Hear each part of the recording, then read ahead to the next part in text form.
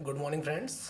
जैसा कि हमने अपने पिछले लेक्चर में फंडामेंटल राइट्स के बारे में पढ़ा था, तो दोस्तों उसमें आर्टिकल 22 तक के फंडामेंटल राइट्स हमने पढ़ लिए थे और बाकी के जो फंडामेंटल राइट्स बचे थे आर्टिकल 23 टू 32 आज हम पढ़ेंगे। बाकी 33 से बाकी नेक्स्ट 35 तक जो आर्टिकल्स हैं उनको हम नेक्स्ट वीडियोज में कुछ क्वेश्चंस के साथ करेंगे। जैसे क्वेश्चंस का मतलब ये है कि कौन से आर्टिकल्स फॉरेनर के लिए होते हैं, नहीं होते हैं, उन चीज़ों को पढ़ेंगे और कौन से आर्टिकल्स सस्पेंड होते हैं, इमरजेंसी के टाइम निलंबित होते हैं, आपातकाल के दौरान हम उनके विषय में पढ़ेंगे। तो ठीक है दोस्तों, इसी क्रम में हम आगे बढ़ते हैं। हम आज अनुच्छेद 23 के बारे में पढ़ते हैं, आर्टिकल 23 के बारे में पढ़ते हैं।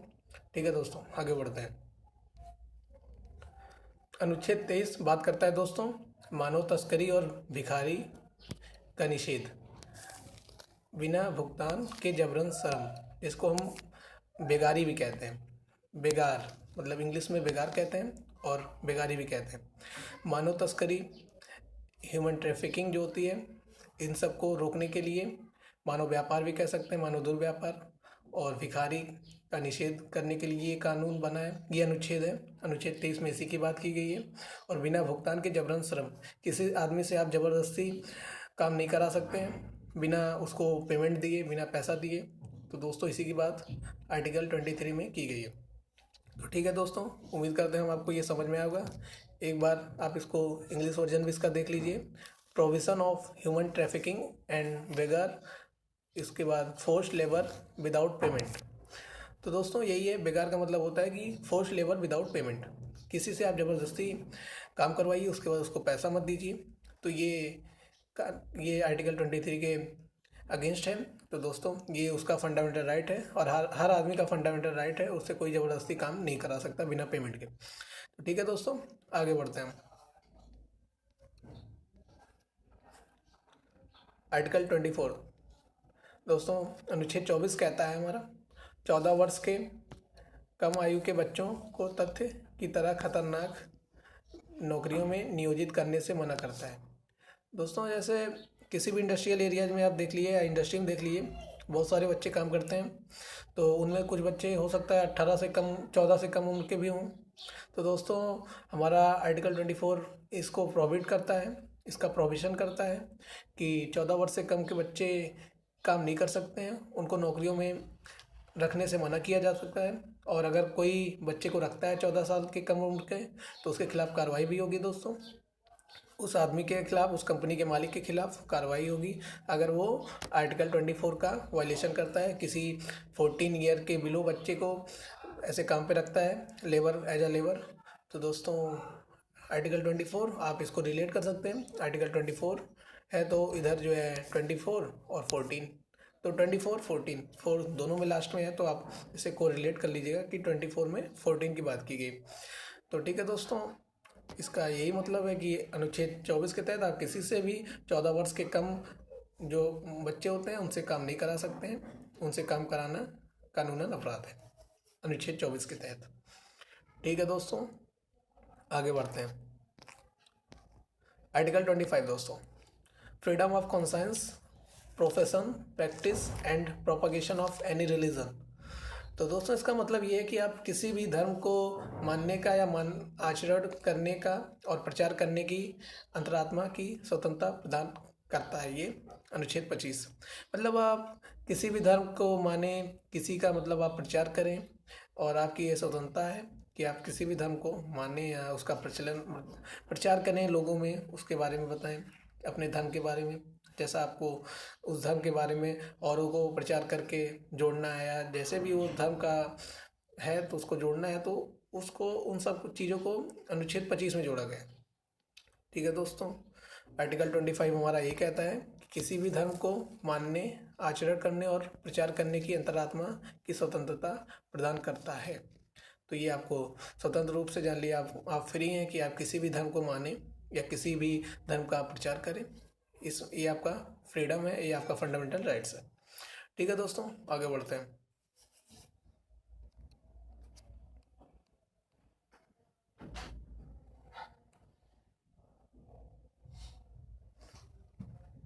ये दोस्तों आर्टिकल 26 में कहा गया है दोस्तों कि right to establish a maintain institution for religious and charitable purposes, धार्मिक और धर्मार्थ उद्देश्यों के लिए संस्थानों की स्थापना और रख रखाव का अधिकार है। दोस्तों, किसी भी धार्मिक जैसे धार्मिक स्थल बनाना है, आपको कोई भी उसकी संस्थान बनानी है, तो उसके स्थापना और रख रखाव का अधिकार सभी धर्मों के लोग को है। यहाँ पे भारत में अनुच्छेद 26 के तहत आप किसी भी धर्म को मानते हैं, आप उसका धार्मिक उद्देश्यों के लिए कोई भी संस्थान की स्थापना कर सकते हैं। उसका रख रखाव का अधिकार है आपके पास, कोई भी उसमें कोई छेड़छाड़ नहीं की जा सकती है, आपका ये फंडामेंटल राइट्स है। तो दोस्तों, अनुच्छेद 26 में एक आ गया, धार्मिक और धर्मार्थ उद्देश्यों के लिए संस्थानों की स्थापना और रख रखाव का अधिकार है। ठीक है दोस्तों, आगे बढ़ते हैं। हमारा अगला अनुच्छेद अनुच्छेद 27 अनुच्छेद 27 में कहा जाता है दोस्तों, किसी व्यक्ति को किसी विशेष धर्म या धार्मिक संप्रदाय के प्रचार के रख रखाव के लिए किसी भी कर का भुगतान करने के लिए बाध्य नहीं किया जाएगा। दोस्तों, जैसे कोई भी अपने धर्म का प्रचार कर रहा है, उसमें पैसा कलेक्ट कर रहा है और लोगों से जो उसके धर्म के लोग हैं उस धर्म को आगे बढ़ाने के लिए, तो उन चीज़ों में दोस्तों उससे टैक्स नहीं लिया जाएगा। जैसे वो मान लीजिए 1 लाख रुपए इकट्ठा किया, चंदा जिसे कहते हैं हम लोग, एक लोगों से जा के घर पे मांग के वो इकट्ठा किया, तो उस पर कोई भी टैक्स नहीं वसूला जाएगा। कोई भी टैक्स मतलब इनकम उस पर नहीं होगी, मतलब उस पर कोई भी टैक्स सरकार द्वारा नहीं वसूला जाएगा, उसको भुगतान नहीं करना पड़ेगा। ठीक है दोस्तों, हमारा आर्टिकल 27 है, एक बार इसको हम आपको इंग्लिश में बता देते हैं। No person shall be compelled to pay any taxes for the promotion or maintenance of any particular religion or religious denomination। वही है कि आप किसी भी धर्म का प्रचार करने के लिए अगर आप पैसा इकट्ठा करते हैं तो आपको उस पर कोई भी टैक्स सरकार को नहीं देना होगा। ठीक है दोस्तों, आगे बढ़ते हैं।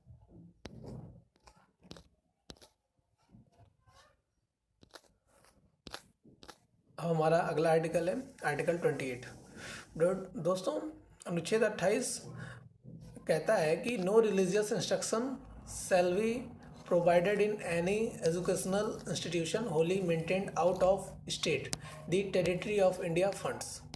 तो दोस्तों, पूरी तरह से राज्य, उसके बाद ये ब्रैकेट में लिखा है भारत के क्षेत्र, मतलब भारत के क्षेत्र के बाहर किसी भी शैक्षणिक संस्थान में कोई धार्मिक निर्देश प्रदान नहीं किया जाएगा। मतलब कि भारत के बाहर जो भी कोई भी शैक्षणिक संस्थान है रिलीजियस या इनके जो भी है जैसे रिलीजियस इंस्ट्रक्शन उस पर नहीं फॉलो किया जाएगा, मतलब इंस्ट्रक्ट नहीं किया जाएगा दोस्तों। कोई भी उनको इंस्ट्रक्शन नहीं दिया जाएगा, प्रोवाइड नहीं किया जाएगा कि उनको क्या संस्था के बारे में क्या, जैसे उनका धार्मिक क्या कैसे है। तो मतलब इसमें दोस्तों कोई भी वो मतलब उसमें वो इंटरफेरेंस नहीं करेंगे, वो कोई भी जो है आपका जो भी उनका वो है आप वो बाहर रहेगा। तो इसमें यही दोस्तों, इसको आप एक बार देख लीजिए आप भी। No religious instruction shall be provided in any educational institution wholly maintained out of state the territory of India funds. और इसको आप इंग्लिश में हिंदी में देख लीजिए। पूरी तरह से राज्य भारत के क्षेत्र के, ब्रैकेट में है भारत के क्षेत्र, जैसे पूरी तरह से राज्य, उसके बाद ब्रैकेट में है भारत के क्षेत्र, अब के बाहर किसी भी शैक्षणिक संस्थान में कोई धार्मिक निर्देश प्रदान नहीं किया जाएगा। तो ठीक है दोस्तों, हमारा आर्टिकल 28 यही कहता है।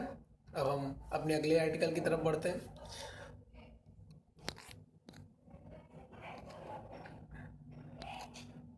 दोस्तों, ये आर्टिकल 29 वैसे बेसिकली देखा जाए तो ये चीज़ें माइनॉरिटी के लिए, हमारे देश की जो माइनॉरिटीज़ हैं उनके लिए विशेष करिए। तो हम इसकी बात करते हैं दोस्तों। जैसे इसमें कहा गया है, किसी भी नागरिक को केवल धर्म, नस्ल, जाति या भाषा के आधार पर किसी भी शैक्षणिक संस्थान में प्रवेश से वंचित नहीं किया जाएगा। उसके बाद ब्रैकेट में यह एक व्यक्तिगत नागरिक को अधिकार प्रदान करता है। तो इसमें दोस्तों ऐसा है कि हमको उनके हितों की रक्षा करना है। जो हमारे देश में अल्पसंख्यक हैं, माइनॉरिटीज़ हैं, हमको उनके उनके हितों का संरक्षण करना है। तो सरकार को उनका संरक्षण जब करना है तो उसमें उन्होंने यही आर्टिकल 29 के तहत ऐसा है कि किसी भी नागरिक को केवल धर्म, नस्ल, जाति या भाषा के आधार पर किसी भी शैक्षणिक संस्थान में प्रवेश से वंचित नहीं किया जाएगा। यह एक व्यक्तिगत नागरिक को अधिकार प्रदान करता है। तो दोस्तों इसमें यही है, मतलब किसी को भी उनका जो है मतलब ऐसे नहीं है कि वो किस धर्म के हैं, किस नस्ल के हैं, किस जाति के हैं, किस भाषा के हैं, तो उनको विद्यालय में प्रवेश नहीं दिया जाएगा। वैसे भी आप आर्टिकल 14 में जैसे पढ़ ही लिए एक बार कि इक्वलिटी बिफोर लॉ, विधि के समक्ष समानता। तो दोस्तों इसमें वही है कि इसमें कोई ऐसी दिक्कत नहीं होनी चाहिए, क्योंकि सबको इक्वलिटी है। तो इसी के तहत हम किसी भी धर्म के हों, किसी जात के हों, किसी नस्ल के हों, किसी भाषाई क्षेत्र के हों, हमको किसी भी विद्यालय में, शैक्षणिक संस्थान में प्रवेश से कोई वंचित नहीं कर सकता है। विशेष करके अल्पसंख्यकों के हितों का संरक्षण करने के लिए ये अनुच्छेद है। तो ठीक है दोस्तों, आगे बढ़ते हैं। Right of minorities to stabilize and administer educational institutions. All minorities, whether based on religion or language, shall have the right to establish and administer educational institutions of their choice. तो दोस्तों ऐसा है कि ये सारे माइनॉरिटीज़ को एक अपना संस्था स्थापना करने की खुली छूट देती है। प्रशासन का अल्पसंख्यकों का अधिकार है, और उसके बाद सभी अल्पसंख्यकों को चाहे वे धर्म या भाषा पर आधारित हों, शैक्षणिक संस्थानों की स्थापना और प्रशासन करने का अधिकार होगा।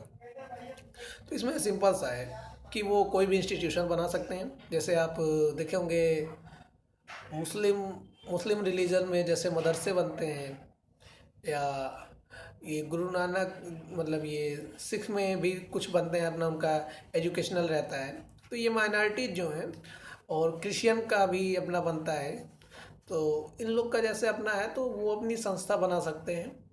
उनको जो है सरकार उसमें मतलब मदद भी करता है। सरकार मतलब उसमें कोई उनका मदद करेगा, और बाकी उनका कोई भी फंडामेंटल राइट्स जो है उसको वायलेशन नहीं करेगा, और ये उनका फंडामेंटल राइट्स है भी।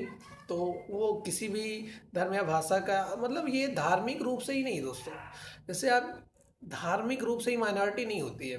माइनॉरिटी ऐसी होती है कि भाषाई रूप से भी होती है। मान लीजिए हिंदी बोलने वाले ज़्यादा हैं, और उधर बंगाल में बांग्ला भाषा वाले हों, तो और इधर मतलब कहीं जैसे कोई और भाषा वाले हैं, तो संस्कृत भाषा का है, कोई कैसी भाषा का है, तो दोस्तों उसका मतलब कि वो भी माइनॉरिटीज़ में आता है। वो किसी भी रिलीजन का ही नहीं है, लैंग्वेज के आधार पर भी, कल्चर के आधार पर भी जो है माइनॉरिटीज होती हैं। तो दोस्तों इसीलिए उनको मतलब अपना बनाने का पूरा अधिकार है। वो अपने शैक्षणिक संस्थानों की स्थापना कर सकते हैं। प्रशासन का अल्पसंख्यकों का अधिकार है। विशेष करके ये अधिकार जान लीजिए कि टोटली ये अधिकार उन्हीं को दिया गया है जो हमारे देश में माइनॉरिटीज हैं, चाहे वो रिलीजन के बेस पे हो, चाहे कल्चर के बेस पे हो, चाहे लिंग्विस्टिक बेस पे हो, तो किसी बेस पे हो, इन तीनों में उनको ये फंडामेंटल राइट्स दिए गए हैं। ठीक है दोस्तों, आगे बढ़ते हैं। हमारा आर्टिकल 31 दोस्तों, हमारा आर्टिकल 31 ये है दोस्तों, कंपल्सरी एक्विजिशन ऑफ प्रॉपर्टी। दोस्तों ऐसा है कि ये आर्टिकल 31 जो है नहीं, आप था कह सकते हैं, क्योंकि अब तो ये मौके पे संविधान में प्रभावी नहीं है। ये आर्टिकल 1978 में 44th अमेंडमेंट द्वारा इसको हटा दिया गया था, रिपील्ड कर दिया गया था, जान लिए कि निलंबित हो गया ये। इसमें ऐसा था कि संपत्ति का जो अधिकार आप पढ़ते होंगे, राइट टू प्रॉपर्टी, वो इसी में था, जो कि अब 300A के तहत कानूनी अधिकार बना दिया गया। 300A के अकॉर्डिंग वो कानूनन अपराध मतलब कानूनी अधिकार बन गया। तो क्या है दोस्तों, वो कानूनी अधिकार बन गया, लीगल राइट हो गया, जान लीजिए दोस्तों। अब तक वो फंडामेंटल राइट्स था। तो दोस्तों आर्टिकल 31 जो कि हमारे संविधान में मौजूदा समय पे ये प्रभावी नहीं है, तो ये 1978 में 44th अमेंडमेंट के तहत इसको रिपील्ड कर दिया गया था, कंपल्सरी एक्विजिशन ऑफ प्रॉपर्टी। तो दोस्तों ये निरस्त हो चुका है। इसीलिए मैंने इसको थोड़ा सा आपको इसके बारे में बता दिया। बाकी इस पे आपसे यही पूछेगा कि इसको किस संविधान संशोधन द्वारा इसको फिर से मतलब इसको रिपील कर दिया गया, और किस मतलब संविधान संशोधन द्वारा इसको 300A के तहत कानूनी अधिकार बना दिए गए, लीगल राइट्स बना दिया गया। तो इसको आप याद रखिएगा, 1978 44th अमेंडमेंट। ठीक है दोस्तों, आगे बढ़ते हैं हम।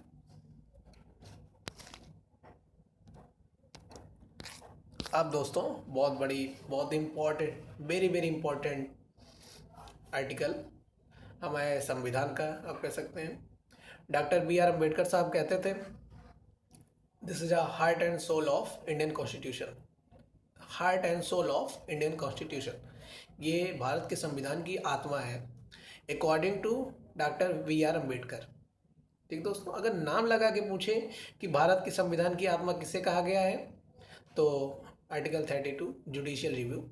और अगर बात की जाए कि भारत के संविधान की आत्मा किसे कहा गया बिना किसी के नाम के, मतलब किसने कहा है कुछ नहीं पूछा जाए, तो आप प्रियम्बल को लगाएंगे। टिक आप प्रियम्बल को लगाएंगे, प्रस्तावना को कहा गया। तो ठीक है दोस्तों, हम अपने जुडिशियल रिव्यू के बारे में देखते हैं। कॉन्स्टिट्यूशनल रेमेडीज भी इसे कहते हैं, हम इसकी बात करते हैं दोस्तों।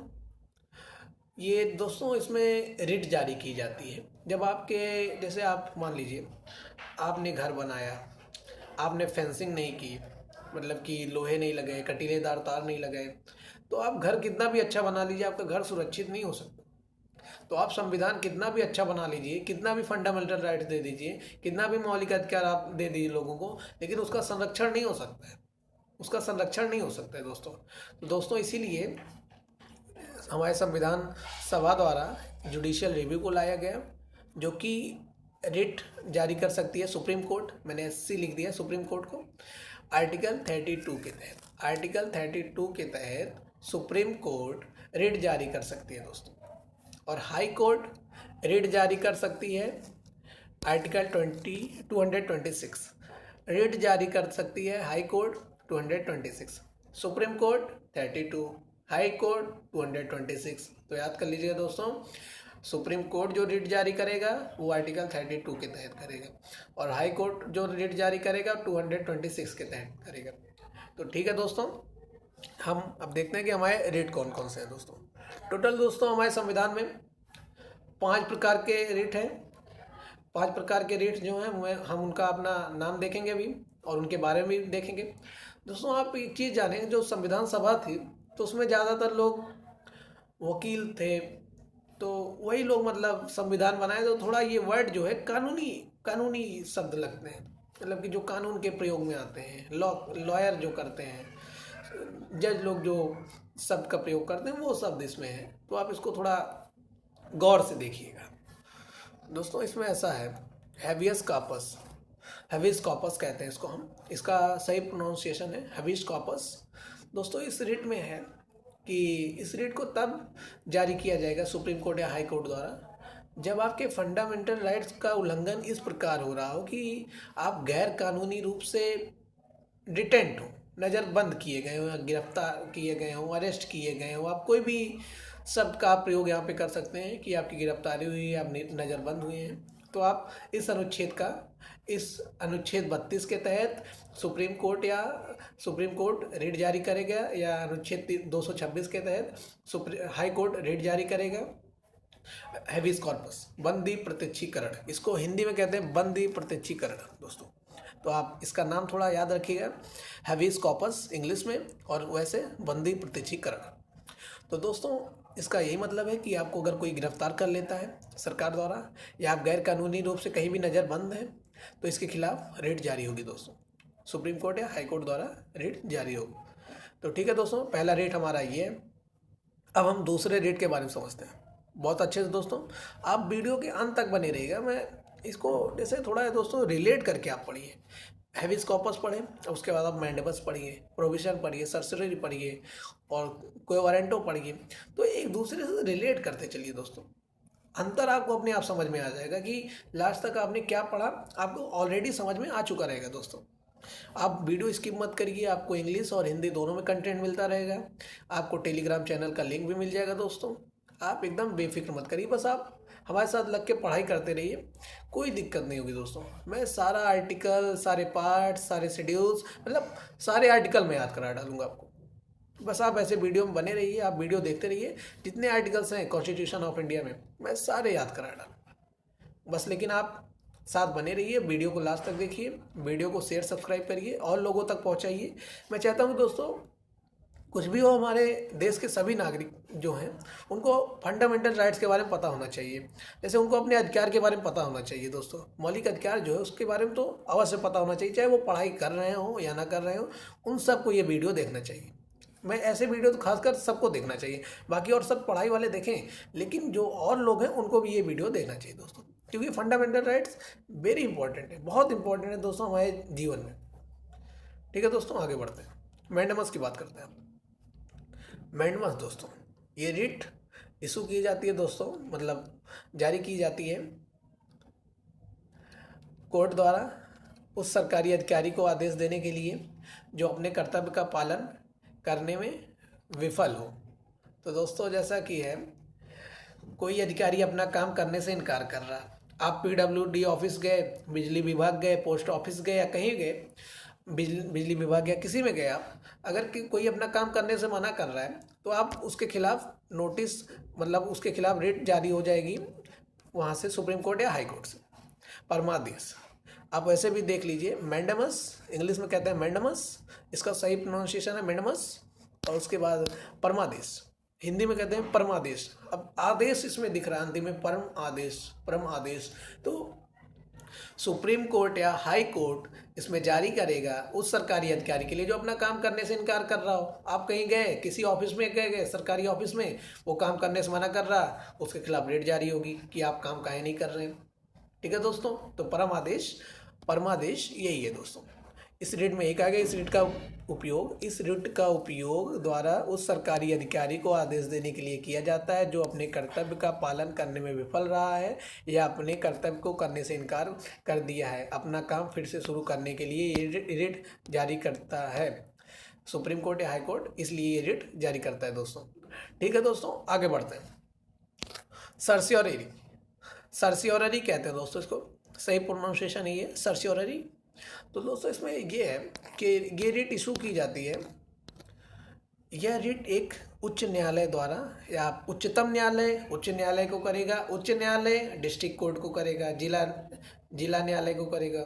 ठीक है, तो दोस्तों इसमें यही है कि जो ऊंचे न्यायालय हैं वो उच्च न्यायालय द्वारा निचली अदालत या ट्रिब्यूनल को जारी की जाती है, उन्हें आदेश दिया जाता है, उन्हें आदेश देती है कि उनके पास जो लंबित मामले हैं को अपने पास हस्तांतरित कर दे या किसी मामले में उनके आदेश को रद्द कर दे। तो जैसे मतलब कोई है, मान लीजिए डिस्ट्रिक्ट कोर्ट कोई फैसला दी है या मामला चल रहा है उनके पास, तो उस पर जो फैसला दी है उसको रद्द करे, या मामला लंबित है तो उसको सुप्रीम कोर्ट को दे दे या हाई कोर्ट को दे दे। अगर डिस्ट्रिक्ट कोर्ट है तो हाई कोर्ट को दे दे, हाई कोर्ट है तो सुप्रीम कोर्ट को दे दे, जस्ट अपने ऊपर वाले को वो दे दे, मतलब वो अपने उच्च जो उनके उच्च हैं उनको दे दे। ठीक है दोस्तों, और ये उच्च न्यायालय द्वारा जारी किया जाता है। जैसे सुप्रीम कोर्ट को हाई कोर्ट मतलब सुप्रीम कोर्ट हाई कोर्ट के लिए जारी करता है, हाई कोर्ट डिस्ट्रिक्ट कोर्ट के लिए जारी करता है। ठीक है दोस्तों, आगे बढ़ते हैं। अब इसकी बात करते हैं हम, जैसा मामला लंबित है तो इसमें आएगा सर्सियोररी।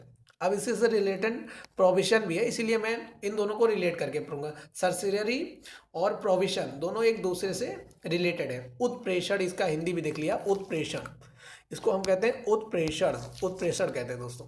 ठीक है दोस्तों, आगे बढ़ते हैं। अब प्रोविजन की बात करते हैं दोस्तों। प्रोविजन, प्रतिषेध भी इसे हिंदी में कहते हैं। तो अब इसका मैं आपको बताता हूँ। एक अदालत जो उच्च स्थिति में है, एक अदालत के खिलाफ एक निषेध रिट जारी करती है जो बाद वाले को अपने अधिकार क्षेत्र से अधिक होने से रोकने के लिए उस क्षेत्राधिकार को हड़पने किससे रोकने की स्थिति में जो वह नहीं करता। अब समझिए, कोई कोर्ट है, मान लीजिए जिला का है, सत्र न्यायालय है, वो जो है अपना फैसला दे दे और उसके कार्य क्षेत्र से बाहर हो, वो किसी और कार्य क्षेत्र का जाके फैसला दे दे जो कि हाई कोर्ट के कार्य क्षेत्र में आता हो, तो फिर हाई कोर्ट कहेगा कि आपके ये कार्य क्षेत्र में नहीं आता है, आप लिमिट को एक्सीड कर रहे हैं, तो इसको जो है इसलिए मैं रिट जारी कर रहा हूँ। या फिर हाई कोर्ट के लिए सुप्रीम कोर्ट कह दे कि ये हाई कोर्ट उच्च न्यायालय ये आपके क्षेत्र, ये आपके अधिकार में नहीं आता है, अधिकार क्षेत्र में नहीं आता है, तो इसलिए मैं रिट जारी करता हूँ आपके इसके प्रोविजन के लिए, इसके प्रतिषेध के लिए, इसकी रोक के लिए, इसको रोकने के लिए कि आप अपने कार्य क्षेत्र से बाहर काम कर रहे हैं। तो ठीक है दोस्तों, आप सुनिए प्रोविजन सर्सियोररी।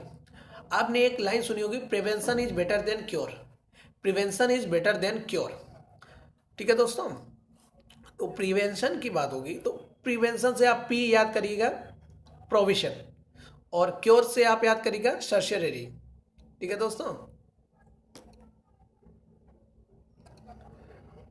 प्रोविजन होता है दोस्तों कोई मामला चल रहा हो, तो ठीक है दोस्तों उस पर रोक लगा दीजिए, मतलब कि फैसला आने से पहले ही अगर वो कार्य क्षेत्र के बाहर जा रहा है तो उसको रोका जाए।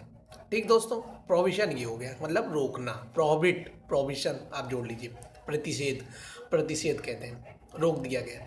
अब सर्सियोररी, मान लीजिए वो ऑर्डर कर चुका हो, डिस्ट्रिक्ट कोर्ट ऑर्डर कर चुका हो, तब हाई कोर्ट उसको अपने पास मंगाएगा, ठीक, तब रिट जारी करेगा, अपने पास देने के लिए रिट जारी करेगा। या फिर हाई कोर्ट फैसला दे चुका हो, कोई भी ऑर्डर कर चुका हो, तब सुप्रीम कोर्ट उससे मंगाएगा। Prevention is better than cure, तो प्रोविजन इज आप याद कर सकते हैं, provision is better than cure, certiorari. Provision पहले आता है, सर्सियोररी बाद में आती है, मतलब प्रोविजन जब मामला लंबित होता है तब आता है, सर्सियोररी मान लीजिए फैसला दे चुका हो कोर्ट तब आएगा। तो दोनों दोस्तों ये दोनों एक दूसरे से रिलेट होते हैं। आप प्रोविजन याद करिए, मामला जब लंबित होगा, पेंडिंग होगा कोर्ट में, स्मॉलर कोर्ट में, या निचतम जो मतलब होता है, निम्नतम जो न्यायालय होते हैं उनमें लंबित हो, और उच्चतम न्यायालय द्वारा या उच्च न्यायालय द्वारा उस पर जो है रोका जाए कि आप पेंडिंग है तो उसका तब लिया जाए, उससे मतलब उसको बताया जाए कि आप अपने कार्य क्षेत्र से बाहर निकल रहे हैं। और सर्सियोररी, सर्सियोररी जो है जो दोस्तों इसको तब किया जाए कि मतलब वो ऑर्डर कर चुका रहे, डिस्ट्रिक्ट कोर्ट ऑर्डर कर चुका रहे तो हाई कोर्ट उसको रिट जारी करेगा, हाई कोर्ट कर दिया रहे तो सुप्रीम कोर्ट उसको रिट जारी कर देगा दोस्तों। ठीक है दोस्तों, आगे बढ़ते हैं। अब दोस्तों हमारा लास्ट रिट है क्यो वारंटो। क्यो वारंटो ये सर्वोच्च न्यायालय या सर्वोच्च न्यायालय या उच्चतम न्यायालय किसी व्यक्ति द्वारा सार्वजनिक कार्यालय के अवैध हड़पने को रोकने के लिए या रिट जारी करता है। जैसा कि आपको मैं बता दूं, जैसे कोई है ऑफिसर, उससे अपने कार्य क्षेत्र में कोई चीज़ नहीं है, PWD ऑफिस है या बिजली विभाग है, कोई विभाग है, मान लीजिए वो उसके क्षेत्र में काम नहीं आ रहा है। अब तक हमने न्यायालयों की बात की, मतलब कि न्यायालय एक दूसरे न्यायालय को कहता है। अब मैं ऑफिस की बात कर रहा हूँ कि ये उसके क्षेत्र में नहीं आ रहा है और उस मतलब काम, वो उससे पूछा जाए कि उसका कार्य क्षेत्र क्या है, उसके कार्य मान ली उसका कार्य क्षेत्र बहुत छोटा है, कार्य क्षेत्र छोटा है, आप पूरे विस्तारित रूप से आप काम कर रहे हैं और दूसरों के कार्य क्षेत्र में जाके आप काम कर रहे हैं, तो ये चीज़ें दोस्तों ये रोका जाता है। अधिकार परीक्षा, अधिकार परीक्षा इसको हिंदी में कहते हैं। सर्वोच्च न्यायालय या उच्च न्यायालय किसी व्यक्ति द्वारा सार्वजनिक कार्यालय के अवैध हड़पने को रोकने के लिए यह रिट जारी करता है। तो ठीक है दोस्तों, हमारी रिट में पांचों रिट मैंने आपको समझा दिया।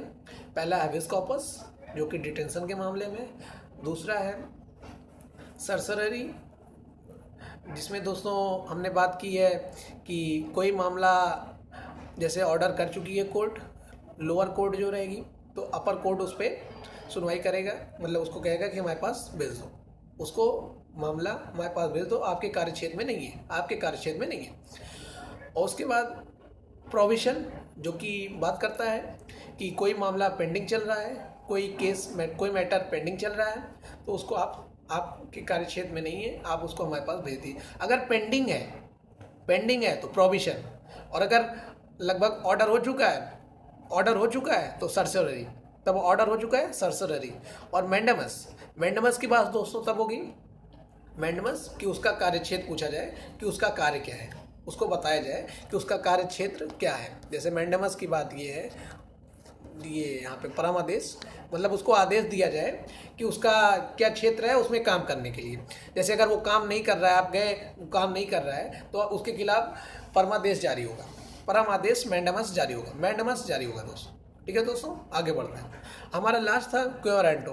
क्वेरेंटो मतलब किसी की अगर कोई अपना कार्य क्षेत्र मतलब करने में उसको विफल है तो उसके लिए जो है जारी किया जाएगा। मतलब ऐसा है दोस्तों, जैसे कि उत्प्रेषण जो ये क्वेरेंटो मैंने बताया था, उत्प्रेषण नहीं सॉरी क्वेरेंटो, तो इसमें सर्वोच्च न्यायालय या उच्च न्यायालय किसी व्यक्ति द्वारा सार्वजनिक न्यायालय या कार्यालय को इसको मैं अभी फिर से मैं इसको चीज़ें समझाता हूँ, इसमें थोड़ा वर्ड मिस्टेक है। क्वेरेंटो दोस्तों ऐसा है अधिकार प्रेक्षा। इसमें मैंने आपको बताया था कि जैसे इसमें क्या होता है, सर्वोच्च न्यायालय या उच्च न्यायालय किसी व्यक्ति द्वारा सार्वजनिक कार्यालय के अवैध हड़पने को रोकने के लिए यह रिट जारी करता है। तो दोस्तों मैंने पहले बता ही दिया आपको कि हैबियस कॉर्पस, मैंडेमस, सर्सियोनरी, प्रोविशन, क्वेरेंटो, ये हमारे 5 रिट हैं। आपको हिंदी में इंग्लिश में जिसमें याद करना हो आप इसको याद कर सकते हैं, कंटेंट दोनों में दोस्तों। ठीक है दोस्तों, जो हमारा बाकी का आर्टिकल्स हैं, बाकी के अनुच्छेद हैं, उनको हम अपने अगले लेक्चर में पढ़ेंगे। दोस्तों जैसा कि आप जानते हैं, हमारा रोज़ लास्ट जो वीडियो का लास्ट मोमेंट रहता है उसमें हम आपको एक मोटिवेशनल कोट्स बताते हैं। तो दोस्तों आज का हमारा मोटिवेशनल कोट्स ये है, सपने और लक्ष्य में एक ही अंतर है दोस्तों। सपने के लिए बिना मेहनत की नींद चाहिए और लक्ष्य के लिए बिना नींद की मेहनत। तो दोस्तों आप बहुत कॉमन डिफरेंस है, आप देख लीजिए, सपने और लक्ष्य में एक ही अंतर है, सपने के लिए बिना मेहनत की नींद चाहिए और लक्ष्य के लिए बिना नींद की मेहनत चाहिए। तो ठीक है दोस्तों, कल मिलते हैं हम नए वीडियो के साथ, जो बाकी के आर्टिकल बचे हैं उनके साथ। ठीक है दोस्तों।